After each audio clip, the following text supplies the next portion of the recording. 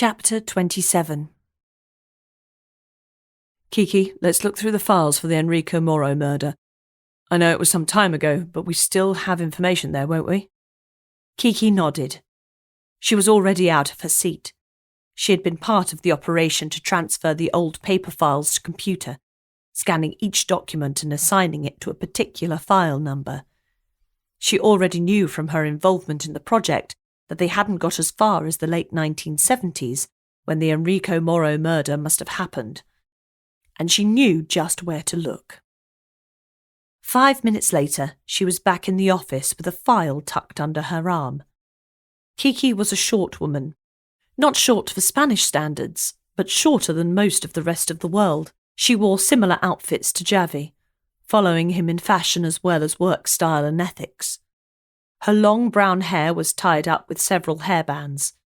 These were wound in a way that made the entire head of hair look like it was wrapped to the head, not moving an inch all day. It sure kept the whole lot in place. Javea had never seen her with her hair down. He had no idea how long it was, only guessing that it was at least halfway down her back. "Let's take a look, shall we?" Kiki indicated as she put the file down on the desk in front of them. It was around 20 pages thick. They took the first two, one each, and consumed the contents, only stopping every 30 seconds or so to show the other one a line on the page that seemed mildly significant. Nothing to stop their world, but information that helped to build a picture. This process followed, them reading a page at roughly the same time before moving on to the next. The interviews with Hugo Cruz were as simplistic as you'd expect from a 10-year-old child. He'd committed an adult crime, but he had no idea what that meant in the adult world. He was just a child in the playground fighting for his place in the school world they both occupied.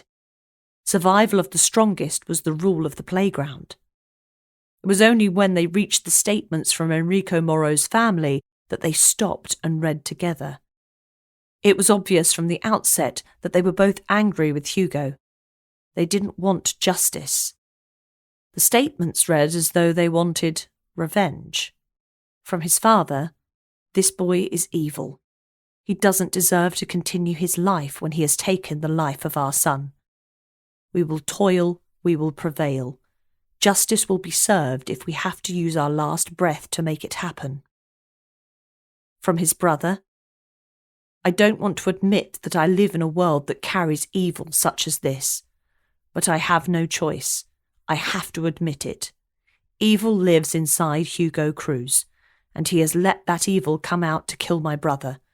I cannot rest until I know he has been given the ultimate injustice." Scary stuff, Javea muttered to himself, Kiki, and nobody in particular at the same time. She nodded. There was nothing else to add.